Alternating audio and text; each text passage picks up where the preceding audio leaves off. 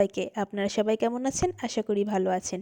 আজকে মঙ্গলবার আর সকালবেলায় ট্রেন থেকে নেমে হোটেলে ঢুকে খাওয়া দাওয়া সেরে নিয়ে আমরা স্নান টান করে নিয়ে রেডি হয়ে এখন বেরিয়ে যাচ্ছি কামাখ্যা মন্দিরের উদ্দেশ্যে। কামাখ্যা মন্দিরটা আমাদের হোটেল থেকে 8 থেকে 9 কিলোমিটার মতো দূরত্বে ছিল। তো আমরা একটা অটো ভাড়া করে নিয়েছি। হোটেল থেকে আমরা অটো করেই চলে যাব। আর মন্দিরটা হচ্ছে পাহাড়ের উপরে। গুয়াহাটি শহরটা সমতলে, কিন্তু মন্দিরটা কিন্তু পাহাড়ের উপর উঠে যেতে হবে। তো তাই আমরা একটা অটো করে যাচ্ছি এখন মন্দিরের উদ্দেশ্যে। তো আমরা এখন চলে এসেছি মন্দিরের কাছাকাছি পাহাড়ের উপরে। আর এসে আমি পুজোর ডালিটা আগে নিয়ে নিয়েছি। আর এখন মন্দিরের মেন প্রবেশদ্বারের উদ্দেশ্যে এখন যাচ্ছি ডালি হাতে। এখানে কিন্তু মন্দিরের আশেপাশে আপনি ভোগ নেওয়ার অনেক দোকান পেয়ে যাবেন। এখানে প্রচুর ডালির দোকান আছে।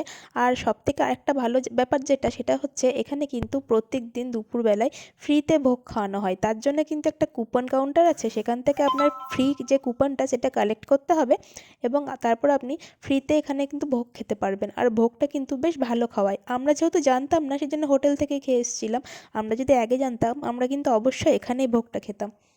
তো মন্দিরে ঢোকা মাত্রই এক পুরোহিত মশাই আমাদেরকে বললেন যে এখন তো লাইন, যেটা ভিআইপি লাইনের যেটা টিকিট কাউন্টার, সেটা বন্ধ হয়ে গেছে, তো আপনারা তো ভিআইপি লাইনে যেতে পারবেন না।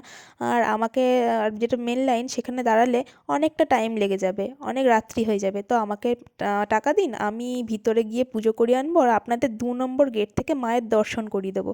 তো আপনারা কিন্তু কেউ মন্দিরে গেলে কখনোই এই ফাঁদে পা দেবেন না। এই ফাঁদে পা দিলে কিন্তু কখনোই মায়ের দর্শন করতে পারবেন না। সবসময় চেষ্টা করবেন যাতে লাইনে দাঁড়িয়ে গর্ভগৃহে ঢুকে মায়ের দর্শন করতে পারেন। কারণ এই যে 2 নম্বর গেট যেটা বলা হয়েছে, ওখান থেকে গিয়ে কিন্তু একটা মূর্তি দেখিয়ে দেবে, কিন্তু ওটা কিন্তু যেটা মায়ের আসল গর্ভগৃহের আসল যেটা মায়ের দর্শন, সেটা কিন্তু কখনোই হবে না। আমি যেহেতু আগের বার এসেছিলাম এখানে, সেজন্য আমি জানতাম এই ব্যাপারটা। তাই আমরা ওই পুরোহিত মশাইয়ের কথাই কান্না করে আমরা কিন্তু লাইনে দাঁড়িয়েই মায়ের দর্শন করেছি। আর যেটা ভিআইপি লাইন এখানে আছে, সেই ভিআইপি লাইনের পার হেড 500 টাকা করে টিকিট কাটতে হয়। আর কিন্তু যতই বলুন ভিআইপি লাইন হলেও আপনাকে কিন্তু অনেকটাই টাইম লেগে যায়। হয়তো আপনাকে 2-10 মিনিট কম হতে পারে, কিন্তু আপনার কিন্তু ভিআইপি লাইন আর জেনারেল লাইনের মধ্যে খুব একটা বেশি পার্থক্য নেই। তো আমাদের পুজো দিতে দিতে অনেকটাই টাইম লেগে গেছিলো, অনেকটাই দেখুন সন্ধে হয়ে গেছে। আমরা এসেছিলাম সেই দুপুর 3টে নাগাদ, এখন প্রায় সন্ধে হয়ে গেছে। এতক্ষণ পর আমাদের মায়ের দর্শন করে পুজো হয়ে বেরিয়ে এসেছি। আর ডালিতে যে প্রদীপ আর ধূপকাঠিগুলো দেয়, সেটা তো কখনোই গর্ভগৃহের ভিতর ধরানো যায় না। তো বাইরে একটা সুন্দর দেখুন এরকম প্রদীপ আর ধূপকাঠি রাখার একটা এদের ঘর করা আছে। সবাই এখানে এসে আপন আপন ডালি থেকে প্রদীপ আর ধূপকাঠিগুলো বার করে জ্বালিয়ে দিচ্ছেন, আর এই মন্দিরের চারিদিকে সবার ঠাকুরের উদ্দেশ্যে একটু দেখিয়ে দিচ্ছে। তো আমরাও তাই করলাম। আমরা এখানে এসে ধূপকাঠিগুলো আর প্রদীপগুলো বার করে প্রদীপগুলো জ্বালিয়ে রেখে দিলাম ওই ঘরটায়। আর ধূপকাঠিগুলো নিয়ে এসে চারিদিকে একটু সব ঠাকুরকে দেখিয়ে নিচ্ছি। তারপর ধূপকাঠিগুলো আবার রেখে দিয়েছি ওই যে ঘরটা আছে, ওখানে ধূপকাঠি রাখার যে ব্যবস্থা করা আছে ওখানেই রেখে দিয়েছি। আর এই যে মন্দিরের চারিপাশে এই যে ছাগলগুলো দেখতে পাচ্ছেন, এই ছাগলগুলো কিন্তু মন্দিরে এমনি এমনি ঘুরে বেড়াচ্ছে না। এই মন্দিরে কিন্তু রয়েছে এখনও বলিদানের প্রথা। আর এই ছাগলগুলো হচ্ছে সেই বলিদানেরই ছাগল।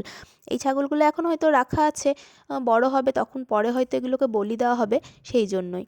আর রয়েছে এই মন্দিরে প্রচুর পরিমাণে লালমুখ বাঁদর। যেখানে সেখানে প্রচুর বাঁদর ঘুরে বেড়াচ্ছে। তারা যত্রতত্র যেখানে মানুষের ফেলে দেওয়া খাবার, জলের বোতল থেকে জল, এগুলো বার করে খাচ্ছে। দেখতে কিন্তু বেশ মজাই লাগছে।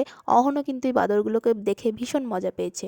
তো আমাদের সমস্ত কাজ, মায়ের দর্শন, পুজো কমপ্লিট হয়ে গেছে। আমরা এখন বেরিয়ে পড়েছি আবার আমাদের হোটেলের উদ্দেশ্যে। পাহাড়ের উপর থেকে এখন নেমে যাচ্ছি নিচে আমাদের হোটেলের উদ্দেশ্যে। এই পাহাড় থেকে দেখুন নিচের শহরটা কি ভীষণ সুন্দর লাগছে রাত্রেবেলায়। হয়তো ভিডিওতে খুব একটা ভালো বোঝা যাচ্ছে না, বাট সামনাসামনি কিন্তু দেখে মনে হচ্ছিল পুরো নিচে যেন এক ঝাঁক তারা। রাতের শহরটা বড়ই সুন্দর লাগছিল ওপরের পাহাড়টা থেকে। তো ভিডিওটা এখানে আজকের মতো শেষ করলাম। টাটা।